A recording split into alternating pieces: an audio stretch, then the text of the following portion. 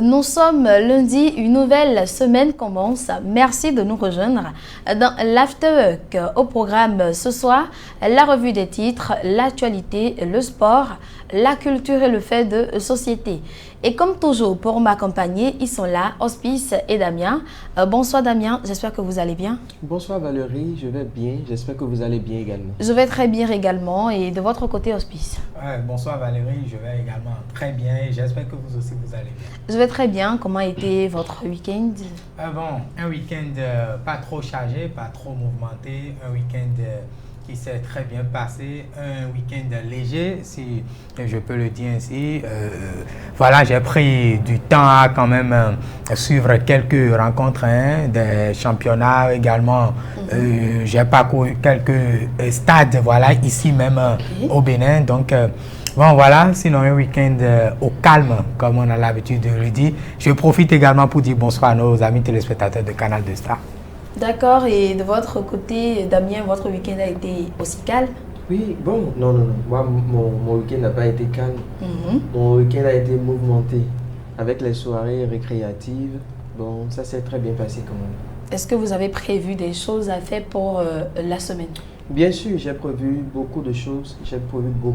Seulement que le Seigneur nous prête vie. Que le Seigneur nous prête vie. De votre côté, en Suisse, vous avez prévu des choses pour la semaine? Justement, les œuvres qui n'ont pas été accomplies la semaine dernière, bon, on poursuit avec ces œuvres-là dans le but quand même d'atteindre ces objectifs. En plus de ça, de nouvelles directives pour cette semaine, des directives ont été également établies pour passer une très bonne semaine, tout comme Damien, que le Seigneur nous garde et que le Seigneur nous prête vie. Peut-être on viendra ici le vendredi faire le bilan. D'accord, on viendra ici le vendredi faire le bilan. J'espère également de votre côté, chers téléspectateurs, que la semaine a bien démarré. Sans plus attendre, on fait place à la revue des titres.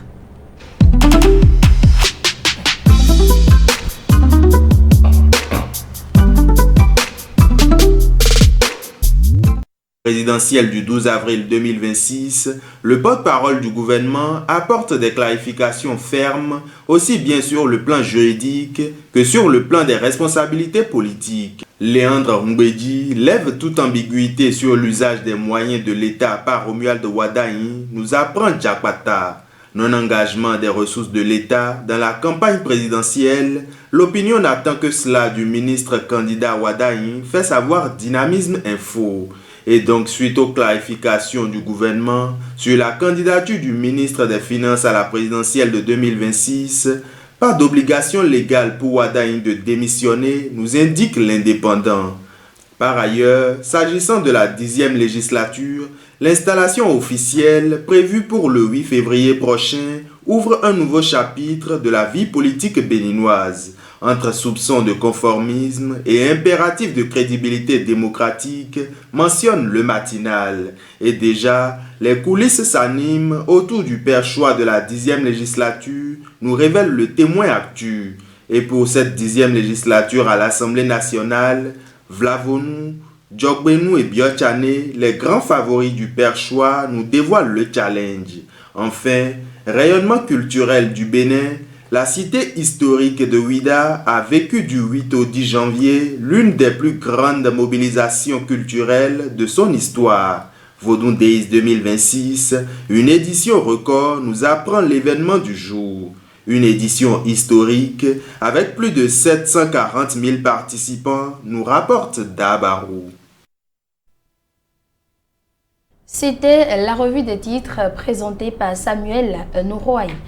Ces derniers jours, le Bénin s'est retrouvé sur les projecteurs à la fois grâce à sa culture et au numérique. Les Vodun Days 2026 ont enregistré 740 668 participants, soit une hausse de 110% par rapport à 2025 avec des festivaliers venus de 56 pays, des chiffres qui confirment le rayonnement grandissant de cet événement. Et dans le même élan, depuis samedi, la visite du streamer américain iShowSpeed a propulsé le Bénin sur les réseaux sociaux mondiaux, offrant une visibilité inédite au Bénin. Ce soir, dans l'Afterwork, on analyse ces retombées et ce qu'elles peuvent apportés au Bénin.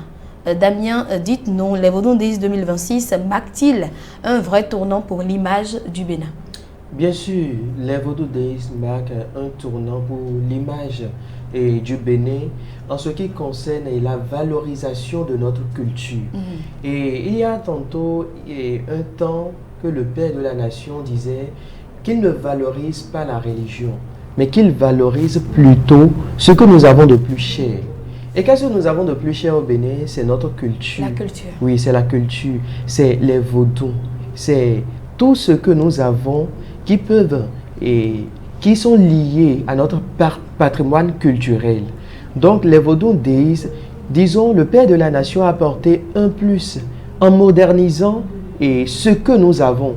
Pas totalement modernisé totalement, mais dans ça reste dans sa peau.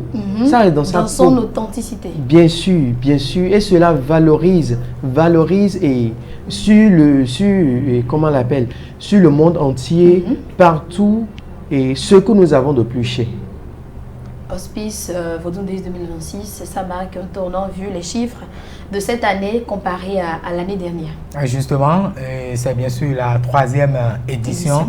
Et depuis l'instauration aussi dans cette nouvelle formule des Vodou Days, chaque année on observe quand même une augmentation.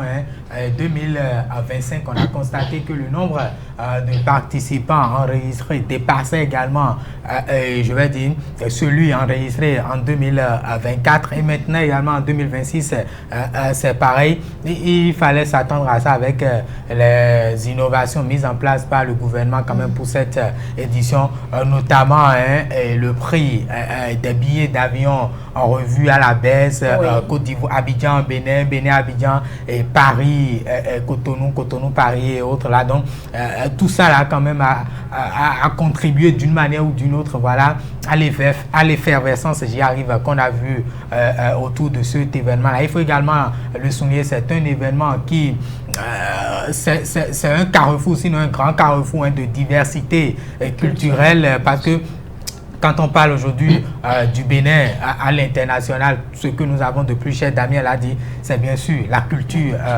béninoise. Donc les touristes et ça permet également à d'autres pays, ainsi d'autres personnes qui ont peut-être une mauvaise image quand on parle de la culture du vaudou, peut-être ceux-là qui ont une mauvaise image quand même et qui ont pu effectuer les déplacements de s'en rendre compte que bon voilà, quand on parle de culture bien de vaudou ici au Bénin, ce n'est pas la sorcellerie, loin de là, c'est quand même je vais dire ce que nous avons de plus cher, parce que quand vous allez juste au Togo là, quand on parle de culture, vous allez voir ils ont une diversité culturelle qu'on ne peut pas dire. De même également en Europe ou bien je vais dire en Inde également, c'est pareil. Donc c'est quand même un événement qui marque un tournant vraiment important dans le développement économique du pays. Il faut le souligner, parce que bon, même si jusqu'à présent on n'a pas quand même les chiffres exacts en ce qui concerne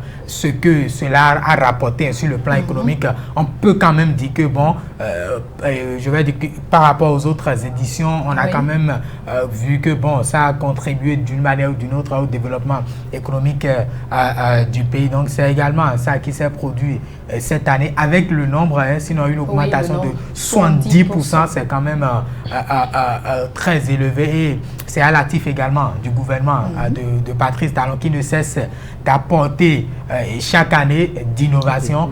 Vivement que cette dynamique puisse quand même continuer pour le comité de l'année 2027, même après le départ du président Patrice Talon, que cela continue pour quand même qu'on assiste, pourquoi pas, à d'autres augmentations de 100% ou bien plus de 100% également, parce que on a vu avant cette fête se célébrait uniquement le 10 janvier, une seule journée, mais bon, le gouvernement a vu quand même une journée pour mettre en avant la culture, c'est insuffisant, il faut aller au-delà et c'est ça qui a été mis en place. Donc ça contribue au développement du pays et également ça marque du moins un tournant décisif pour le Bénin. Sur le plan culturel bien sûr, et la visite il y a quelques jours, le samedi dernier, le streamer américain Ice Speed a fait une visite lors de sa tournée.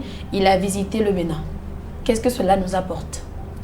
En visibilité, cela nous apporte beaucoup parce que ça permet à notre pays d'être visible, d'être visualisé partout dans le monde. Parce que vous savez, c'est un influenceur américain qui voyage dans plusieurs pays pour faire découvrir la culture de chaque pays, de chaque continent et à tous ceux qui ne maîtrisaient pas la culture de tel ou tel pays. Il a été en Côte d'Ivoire, il est venu au Bénin et puis à Ouida, il est venu à l'Amazone, un peu partout. Tout ce que nous avons de plus cher, on ne l'a pas recalé et puis on lui a fait découvrir ce que nous avons de plus cher et cela donne une visibilité à notre pays partout dans le monde.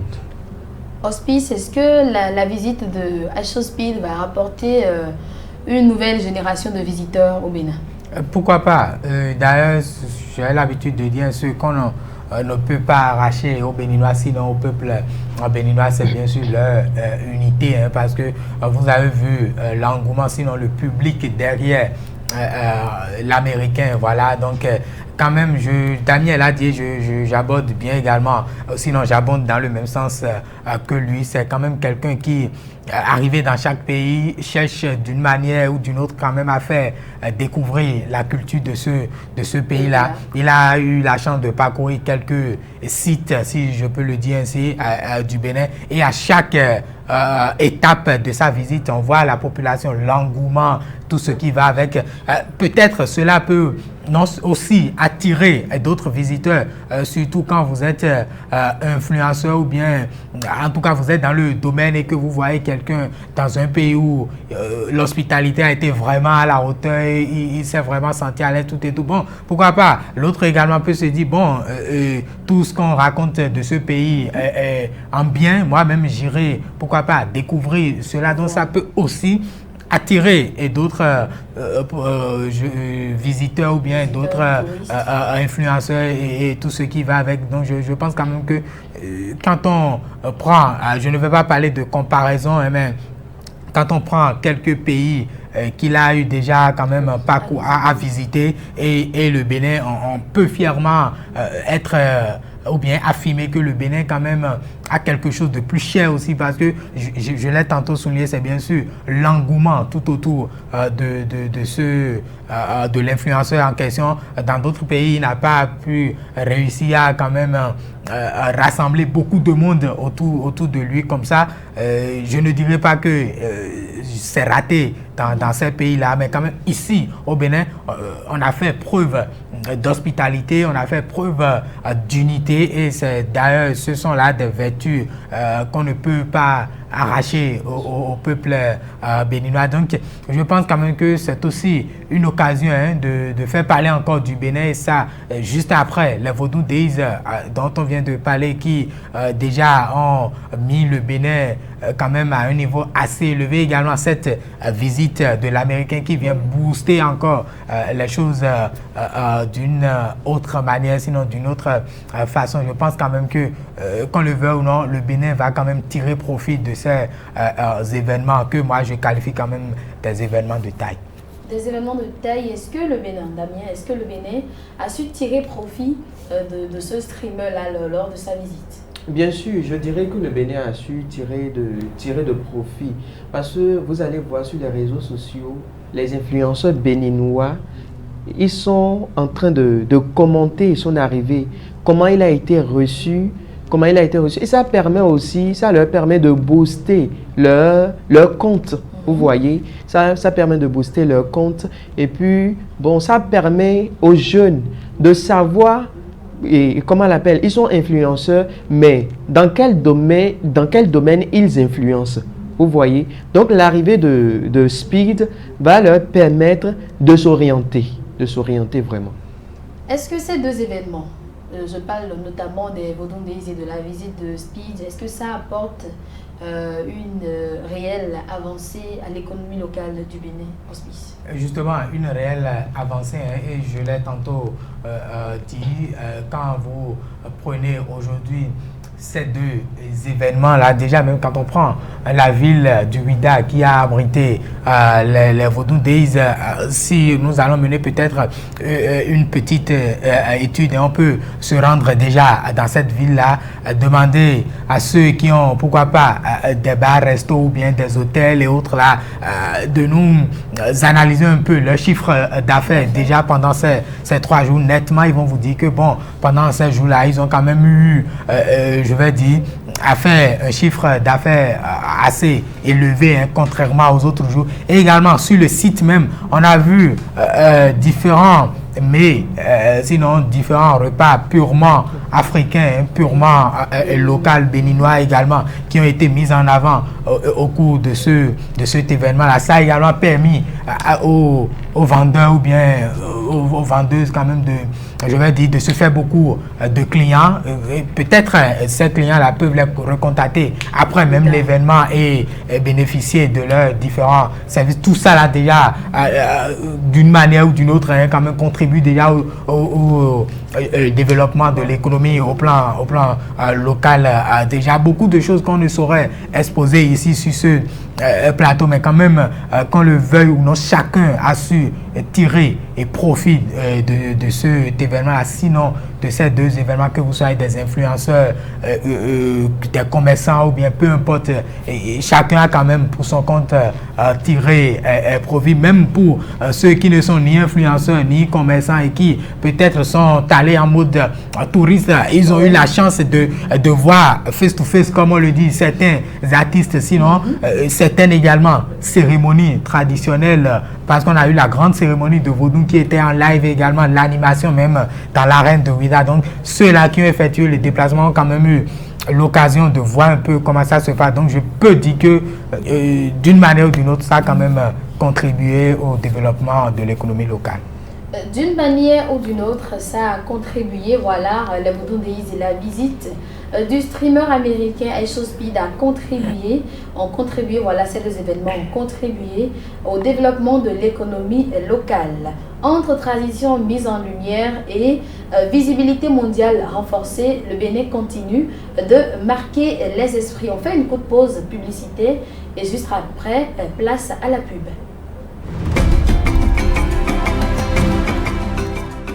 Savez-vous que le sorgho rouge est un trésor pour notre santé? Le sorgho rouge, c'est la 5e céréale la plus produite dans le monde. Et près de 40% de cette production sert à nourrir les hommes et les femmes. Pourquoi manger donc du sorgho rouge? Contrairement au blé, au maïs, au riz ou au mil, le sorgho est sans gluten et peut donc être consommé sans danger. Plus riche en minéraux, le sorgho contient davantage de magnésium et de potassium que le riz, le maïs ou le mil. Source intéressante de fer, le sorgho en apporte plus que le riz et même plus que le maïs et le mil, ce qui aide à prévenir l'anémie. Le sorgho offre un bon équilibre en fibres. Il contient beaucoup plus que le riz blanc, presque autant que le mil, et se rapproche du blé. Ces fibres favorisent la digestion et la satiété. Enfin, le sorgho offre une énergie modérée. Il apporte un peu moins de calories que le riz ou le mil, tout en étant aussi nourrissant. Comment manger le sorgho rouge? On peut le manger sous forme de pâte, de bouillie, de couscous ou même mélangé à d'autres céréales. Faisons donc du sorgho rouge un aliment de tous les jours dans nos repas. C'est bon pour notre santé, bon pour notre économie. Ceci est un message de l'Agence nationale de l'alimentation et de la nutrition, ANAN, comprendre pour agir en faveur de la nutrition. Star. Canal de Star.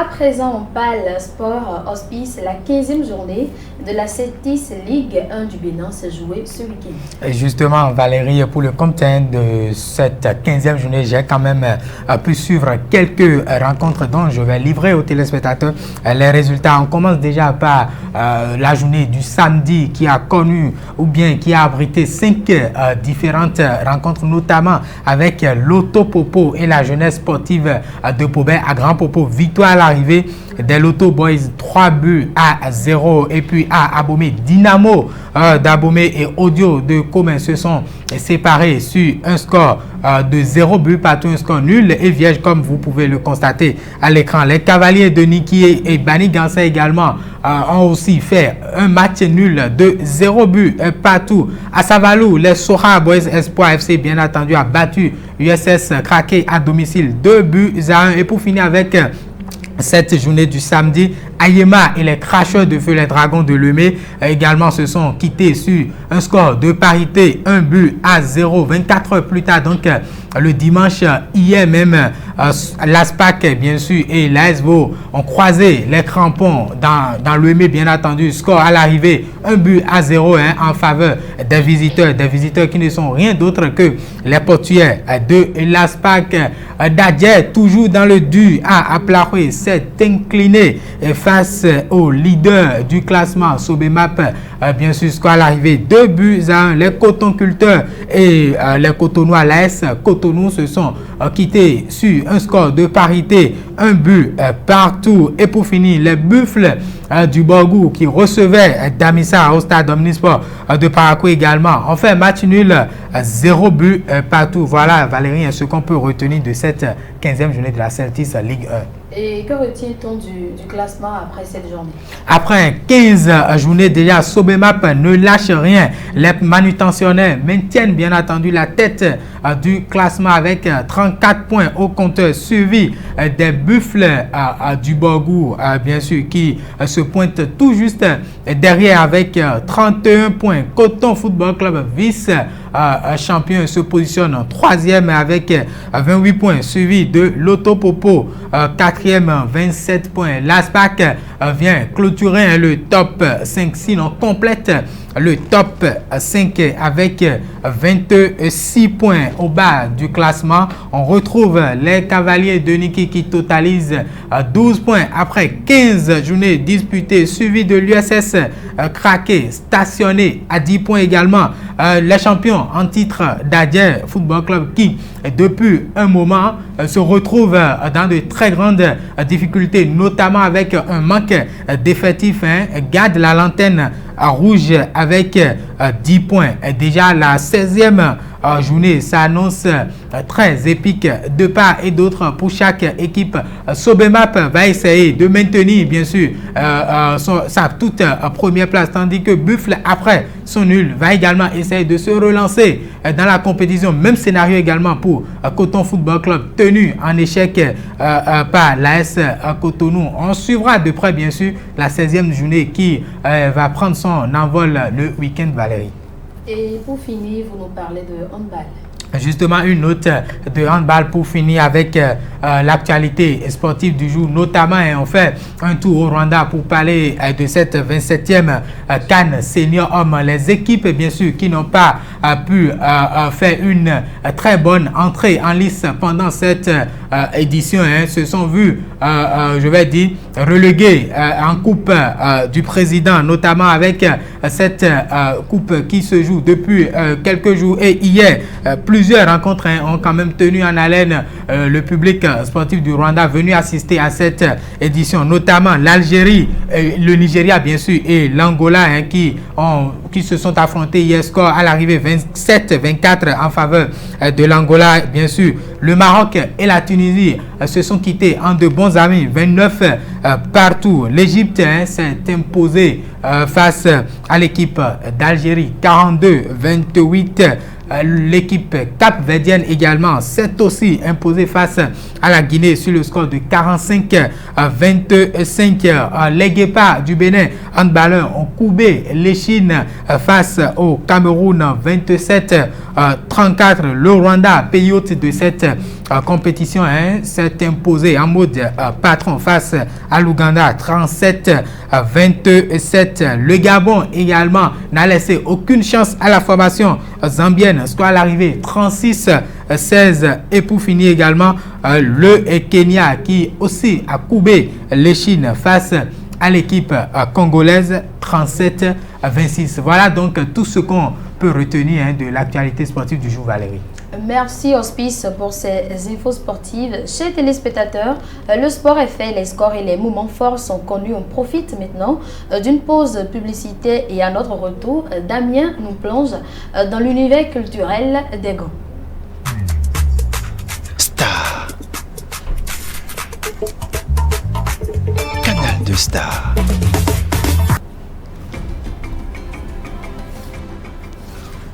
Maux de tête, fatigue persistante, manque d'énergie. Et si votre corps vous envoyait des signaux d'alerte que vous ignorez, regardez bien votre urine.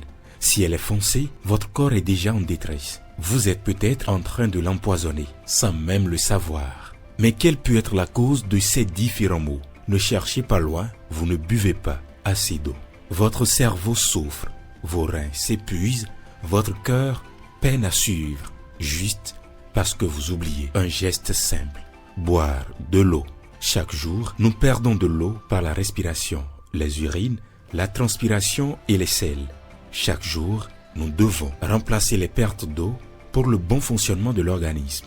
L'eau hydrate et vous soulage. Elle véhicule des nutriments dans vos organes vitaux, facilite le métabolisme et vous aide à éliminer les déchets.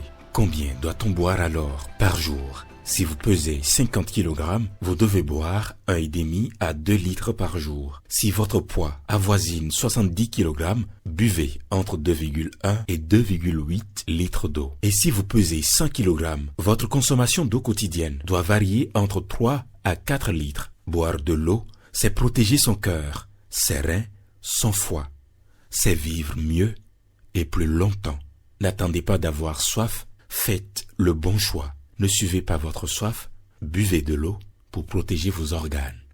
Buvez de l'eau pour vivre longtemps. Ceci est un message de l'Agence nationale de l'alimentation et de la nutrition, ANAN. Comprendre pour agir en faveur de la nutrition.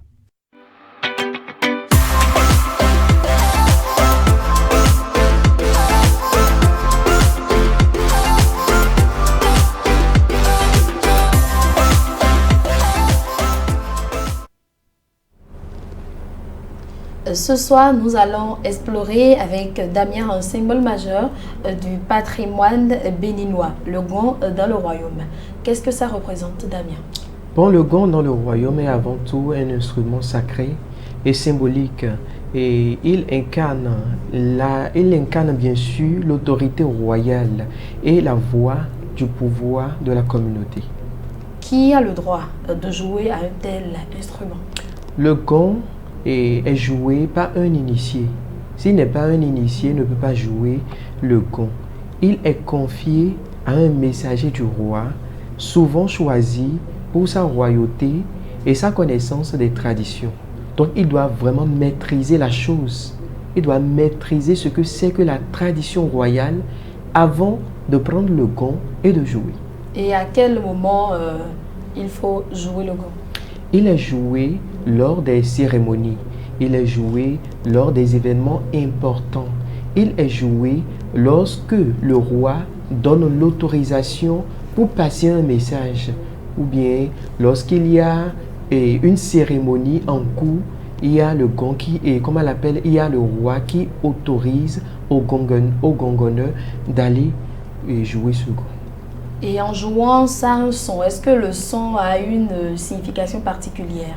Bien sûr, chaque rythme ou frappe du gong transmet un message précis et les initiés, les habitants seront interprétés. Donc ça inspire le respect et le silence. Mais pourquoi? Ça inspire le respect et le silence parce qu'il symbolise avant tout la parole du roi. Vous voyez, lorsque le gong retentit, il impose l'écoute et l'ordre et l'attention de tous. Est-ce que le gong est toujours d'actualité? Bien sûr, le gong est toujours d'actualité. Même à l'ère moderne, le gong continue de jouer un rôle important dans certains royaumes, perpétue les valeurs, l'histoire et l'identité culturelle. Le gong n'est donc pas un instrument, il est un mémoire sonore du royaume et le lien vivant entre le pouvoir, la tradition et le peuple. Est-ce que Hospice avait connaissance de toutes ces valeurs-là en ce qui concerne le gong? Déjà, tout ce que je peux dire, sinon donner comme réponse, c'est que je vois quand même des gongonneurs qui, peut-être à des moments donnés, même dans les quartiers, on dit, bon voilà, c'est le chef délégué qui m'a envoyé de passer tel message. Je ne sais pas si c'est le gongonneur du royaume, c'est ce même gongonneur également qui se charge aussi de porter le message du chef du village. Je ne saurais le dire, mais quand même, je vois des gongonneurs circuler, je ne dirais pas circuler dans la ville, mais à des occasions précises quand même sortent pour annoncer qu'il y a tel ou bien tel événement pour quand même passer un message, si je peux le dire. Maintenant, le son que ça donne, la signification, tout et tout, je n'en avais pas connaissance. Je suis très honnête. Tout ce que je sais, en tout cas, c'est qu'à chaque fois que j'entends ce gong-là retentir, bon, j'essaie quand même de bien me positionner et d'écouter le message que veut passer le gongonneur en question. Damien, est-ce que les gongonneurs de nos jours, parce que Hospice vient de le dire, c'est le chef quartier qui les envoie le plus souvent, c'est ceux envoyés par le chef quartier qu'on croise. Est-ce qu'ils sont aussi des initiés ou n'importe qui peut toucher le gong des chefs quartiers ou ce n'est pas la même chose? Non, ce sont les initiés surtout qui sont, c'est pas n'importe qui prend le gong ou bien le chef désigne pour aller gongonner. Il est choisi. C'est lui, dans un milieu, c'est la personne reconnue là qui est désignée pour aller gongonner, pour aller transmettre le message et comment on l'appelle et au peuple. Est-ce que le fait que le gong est deux orifices, si je peux le dire ici, ça a aussi une signification? Bien sûr. Parce qu'il y a un plus grand et un plus petit. Bien sûr, ça a une signification parce que les deux ne donnent pas le même son.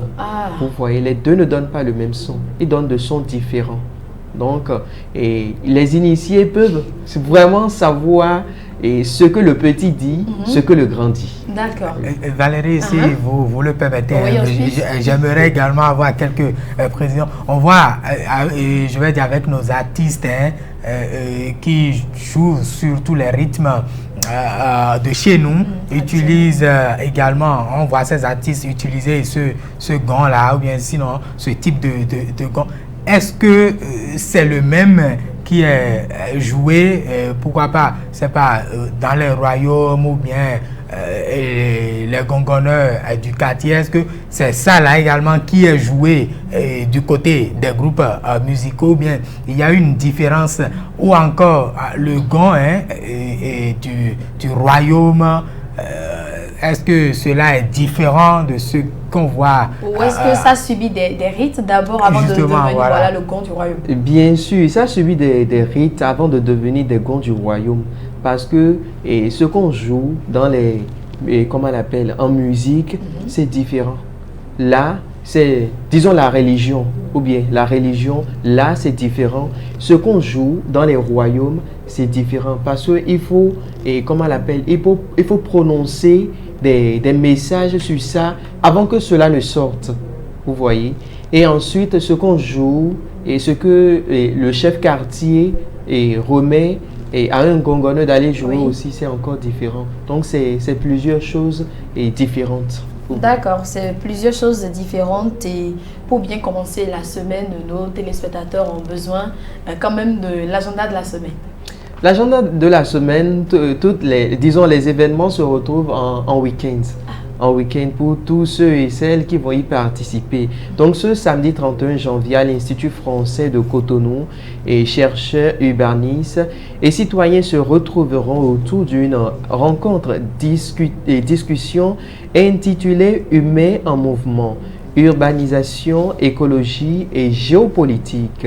Les échanges porteront sur les défis de la croissance urbaine, la pression sur l'environnement et les enjeux géopolitiques liés aux mobilités humaines. Une rencontre annoncée comme enrichissante, ouverte à tous. Ensuite, l'Institut français de Parakou accueille une rencontre artistique autour de la lecture spectacle, voix et test 1 à travers la force des mots et l'intensité du jeu scénique. Le public sera plongé dans un univers introspectif où la voix donnera vie au texte. Une expérience artistique sobre mais percutante qui montrera ou qui permettra ou bien qui mettra bien sûr la lumière, la richesse et la littérature vivante. Merci Damien pour ces rendez-vous et chers téléspectateurs, prenez donc le rendez-vous de ces programmes-là pour vous détendre après une semaine chargée. Nous abordons à présent le fait de société du jour et ce sera juste après la pub.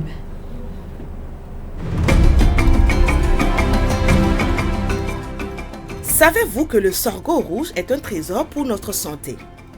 Le sorgho rouge, c'est la 5e céréale la plus produite dans le monde. Et près de 40% de cette production sert à nourrir les hommes et les femmes. Pourquoi manger donc du sorgho rouge?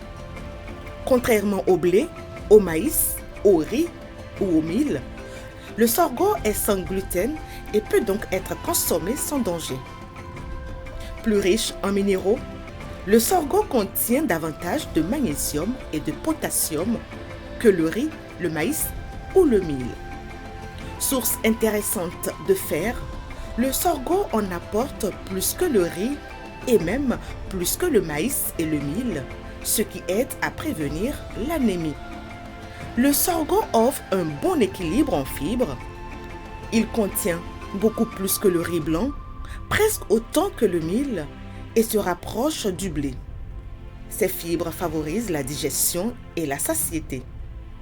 Enfin, le sorgho offre une énergie modérée.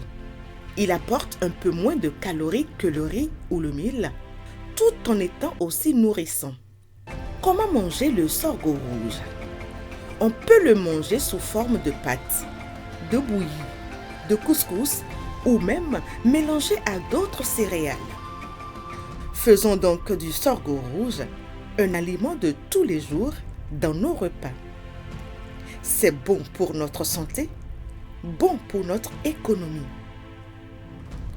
Ceci est un message de l'Agence nationale de l'alimentation et de la nutrition, ANAN, comprendre pour agir en faveur de la nutrition.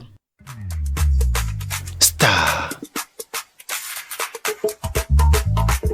Canal de Star. Et nous revoilà, chers téléspectateurs, pour parler du fait de société du jour qui nous interpelle. Ce soir, nous vous présentons l'histoire de Marc, un jeune homme ambitieux mais sans emploi stable qui a pu poursuivre ses études grâce au soutien financier régulier de M. Julien, un ami proche de sa famille. Quelques années plus tard, Marc rencontre Sophie, la femme de sa vie, et il décide de se marier. Marc organise donc les présentations officielles auprès de la famille de Sophie. Mais le jour J, un choc inattendu l'attend. Il surprend Sophie et Julien ensemble dans une situation qui rappelle leur passé amoureux. Marc se rend compte que Julien, son bienfaiteur, a été l'amant secret de sa future épouse et que leur relation n'est peut-être pas totalement terminée. Marc est désormais confronté à un dilemme. Doit-il confronter Sophie et Julien, risquant de briser le mariage et la famille, ou doit-il protéger l'équilibre familial de son couple tout en gardant sa douleur et sa trahison secret? Marc demande donc vos avis et également l'avis de Hospice et Damien ici sur le plateau. Je demande déjà à Damien, que feriez-vous à la place de Marc? À la place de Marc, la douleur c'est quelque chose que quand ça survient, c'est difficile de s'en passer. C'est vraiment difficile de s'en passer. Alors je dirais à Marc Si Sophie aime réellement son tuteur, qu'il avait aidé dans le temps, s'il l'aime, si l'amour continue entre les deux, oui, entre les deux, alors je demanderai à Mac de céder tout simplement la place. De céder la place à Sophie et à son tuteur. Parce que ça ne vaut à rien d'être là et d'en souffrir. Certes, il aime Sophie, mais voilà que Sophie n'est pas prête bien sûr, à abandonner, et comme elle appelle son tuteur, et venir à lui. Donc, il vaut mieux de faire table rase. Hospice, fait table rase. Moi, j'ai quelques zones d'ombre dans ce qui se passe. Déjà, rapidement, pour comprendre, j'aimerais savoir si Mac, est-ce que Mac continue de bénéficier encore des aides de la part de Julien en ce moment, ou bien Julien était son bienfaiteur de Mac, jusqu'à ce que Mac puisse continuer ses études et être stable aujourd'hui et veut fonder une famille. Voilà, donc je suppose que Mac aujourd'hui est stable d'une manière ou d'une autre et quand même peut arriver à subvenir à ses propres besoins. Voilà. Donc le problème là maintenant, c'est bien sûr le lien ou bien la relation entre Julien, son bienfaiteur, et Sophie, sa future épouse. C'est un peu délicat, et vous savez, en tant qu'homme, les hommes je parle au nom de Damien également, les hommes ne font pas les choses à moitié. Si moi j'étais à la place de Mac, je n'allais pas faire cadeau automatiquement quand j'ai su qu'il y a eu quand même contact, sinon quelque chose s'est déjà produit entre mon bienfaiteur et ma future femme. Automatiquement, j'affronte l'une des personnes, l'une d'entre eux. Voilà, soit ma future épouse, je demande clairement ce qui se passe. Maintenant, bon, la femme, on sait, entre griffes, vous m'excusez, la femme a tendance à cacher un peu la vérité. Donc, automatiquement, je me dis peut-être, même si Sophie est toujours amoureuse,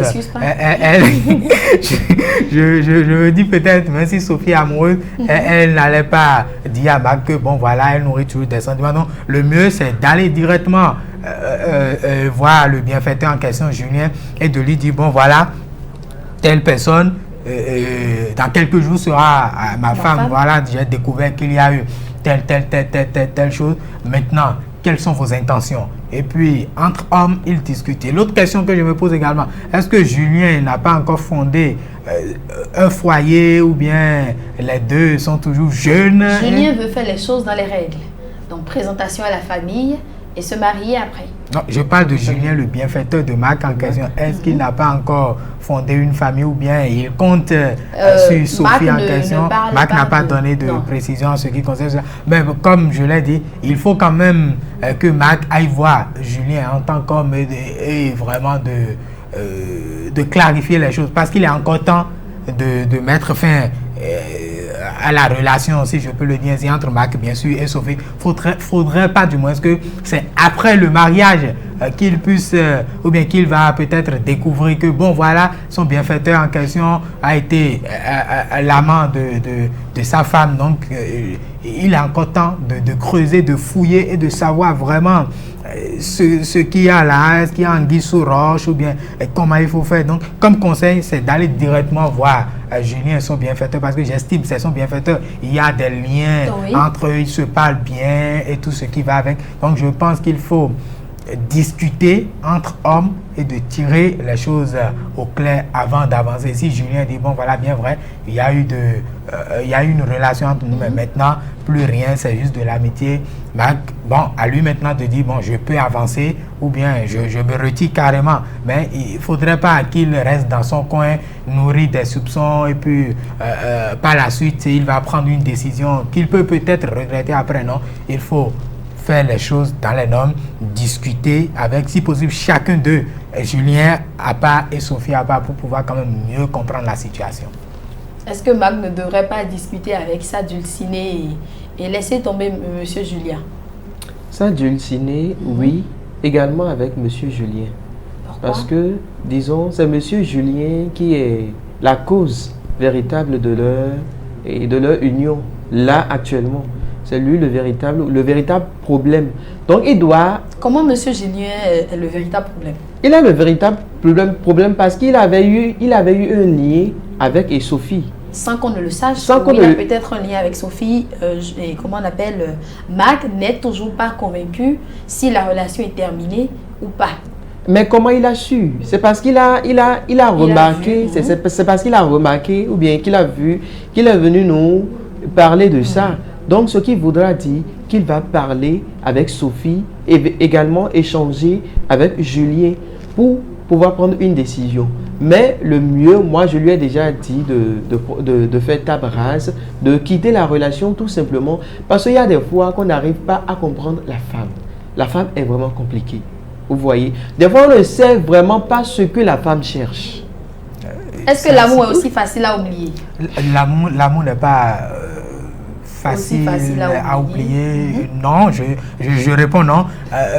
Rapidement, pour continuer avec ce que Damien dit, oui, il faut discuter avec les deux personnes en question. Et l'autre chose, il faut prendre son temps, je le dis, et surtout à Marc en question, si peut-être le mariage ou bien la dot ou je ne sais quoi, la connaissance est dans un mois et qu'il découvre maintenant qu'il y a peut-être cette situation, je lui propose, même après discussion avec Sophie et Julien, de repousser encore la date de l'événement proche, histoire de mieux voir dans l'affaire. Parce que après discussion, les deux peuvent peut-être s'entendre, sinon donner la même version. Oui. C'est-à-dire, il ne va pas rassembler les deux en même temps et poser la question. Non, il va confronter chacun dans son coin. Peut-être lorsqu'il a fini de parler avec son bienfaiteur Julien, avant même de se rendre chez Sophie, Julien a déjà téléphoné Sophie et dit bon voilà, et peut-être ton gars va te demander telle chose, donne-lui telle chose comme réponse.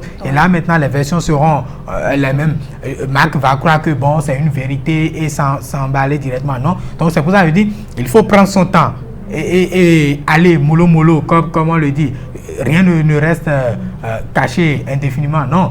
Donc, il prend son temps, il mène sa vie proprement, histoire de mieux voir dans la relation. Et vous venez de le dire, l'amour ne disparaît pas Du jour au lendemain. Et la femme est capable d'aimer deux hommes à la fois. Ça, je ne sais pas comment cela arrive, mais quand même, on en a vu, sinon, on en a quand même entendu parler. La femme arrive quand même à aimer deux hommes à la fois. Donc, c'est pour dire quoi? Sophie est capable d'aimer ou bien de nourrir de sentiments encore pour Julien, et également aimer Marc, son futur époux là. Donc peut-être que au moment venu, elle serait peut-être partagée, elle va se poser la question. Si je dis la vérité à Marc maintenant, je risque de perdre Julien. Peut-être qu'elle bénéficie de certaines choses chez Julien, on ne sait pas. Maintenant, elle peut aussi dire, si je mens et que bon voilà, Marc me quitte maintenant, je ne vais plus bénéficier de tel, peut-être Marc est attentionné, tout calme, et que Julien de son côté n'est peut-être pas attentionné, mais quand même arrive à subvenir à ses besoins. Il y a de choisir. C'est dans cette situation que ça devient un peu compliqué pour la femme.